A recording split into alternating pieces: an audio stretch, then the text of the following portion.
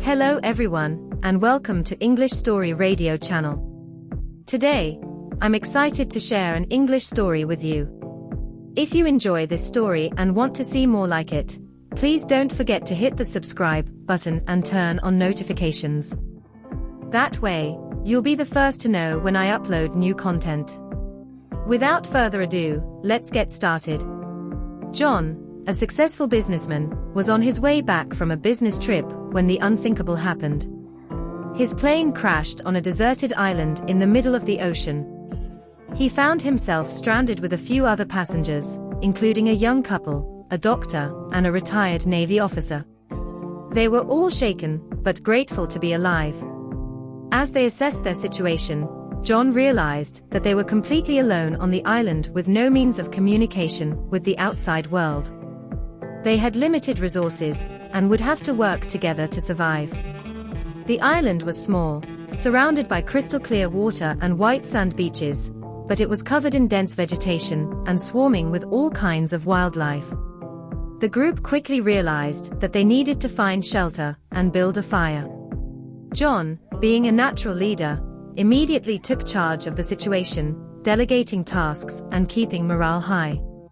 They worked together to build makeshift shelters from branches and leaves, using their skills and creativity to make them as comfortable as possible. Days turned into weeks, and the group settled into a routine of sorts. John and Sarah, the young couple, took charge of finding food and water. They searched the island for any sources of food they could find, such as fruit trees, coconuts, and fish in the shallow waters near the shore. Maria, the doctor, tended to the wounds and injuries of the group, keeping them as healthy as possible. Tom, the retired Navy officer, shared his survival skills and helped to build a signal fire in hopes of attracting a rescue team. As time went on, tensions began to rise among the group. John struggled with the responsibility of leadership, feeling the weight of the safety of the group on his shoulders. Sarah and Jake, the young couple, had a falling out, as the stress of the situation started to take its toll on their relationship. Maria grew frustrated with Tom's rigid ways, and Tom felt like his experience wasn't being valued. Despite their differences, they all knew that they needed each other to survive. They tried to work through their conflicts, but the stress of the situation continued to weigh on them. One day, while out searching for food, John stumbled upon a small cave.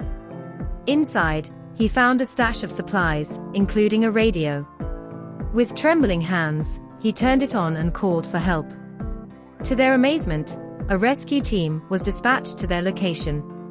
The group huddled together around the signal fire, tears streaming down their faces, as they watched the rescue team approach. They were taken to a nearby hospital where they were treated for their injuries and reunited with their families. As they sat in the hospital room, exhausted but grateful, they reflected on their time on the island. They realized that despite the challenges they faced, they had formed deep connections with each other. They had learned to work together and appreciate each other's strengths. And they knew that they would carry those lessons with them for the rest of their lives. In the following days, they started to process what they had been through on the island. John found himself struggling with survivor's guilt, feeling guilty that he had survived while others had not. Sarah and Jake started to work through their issues, realizing that the stress of the situation had amplified their problems. Maria and Tom developed a newfound respect for each other's skills and perspectives. As they went through therapy and counseling, they learned that their experience on the island had changed them in fundamental ways. They had been forced to confront their own mortality, to face their fears, and to appreciate the small things in life. They had also learned that despite their differences, they were all human beings who shared a common bond of survival. Eventually, they were all discharged from the hospital and returned to their normal lives. John went back to his job, but with a newfound appreciation for his family and friends. Sarah and Jake worked through their issues and eventually got engaged. Maria and Tom remained in touch, sharing survival tips and stories. Years went by, but the memories of their time on the island never faded.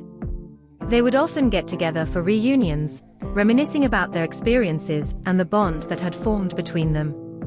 John, in particular, never forgot the lessons he had learned on the island.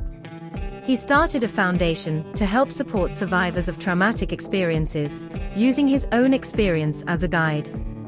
He knew that he was lucky to have made it out alive, but he also knew that he had a responsibility to help others who had been through similar situations.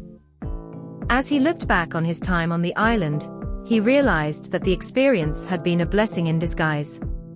It had forced him to confront his own mortality, to face his fears, and to appreciate the beauty of life. And he knew that he would carry those lessons with him for the rest of his life. In the end, the group of survivors had emerged from their experience stronger, wiser, and more connected than ever before. They had been through the worst, but they had also discovered the best in themselves and each other. And they knew that no matter what life threw their way, they would always have the strength and resilience to face it together.